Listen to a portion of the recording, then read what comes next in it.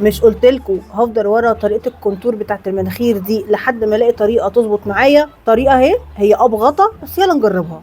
هجيب غطا بتاع اي حاجه عندي، اعتقد الغطا ده حجمه كويس بالنسبه لمناخيري، وده الكونسيلر بتاع بيرلز بيوتي، دي درجه توفي، وانا حرفيا عامله الميك اب بتاعي كله النهارده بالكونسيلر برده بتاع بيرلز بيوتي درجه بيرل. هحط بقى الكونسيلر على فتحه الغطا بالشكل ده، وبعد كده هعمل زي ما هي عملت، هحط الغطا على مناخيري بالشكل ده. تعالوا بقى نشيل ونشوف. بصوا، هو الفيديو بتاعها تحس انه في حته مقطوعه في النص، لان انا لقيتها فجاه شكل الدايره دي اتغير وبعد كده بتدمج، بس اعتقد هي رفعت الزياده لفوق بصباعها كده، وابتدت بقى تدمج الكونسيلر بايدها لتحت كده. انا هثق فيها وهكمل دمج بايدي مش بفرشه ولا سبونج، وهشوف النتيجه عامله ازاي. هي دي اقصى حاجه انا وصلت لها في الدمج، يعني الشكل بصفه عامه كده مش عاجبني، لان حاسه ان في حاجه غلط، يعني محتاجه يبقى في هايلايت هنا وهنا، محتاجه اظبط الكلام ده في فرشه، اللي هو ايدي بس كده ادمج بيها، لا مش هتبقى احسن حاجه. فكره ان احنا نستخدم مثلا غطا او حاجه كجايد لاين لينا على مناخيرنا عشان نعمل بيها الكونتور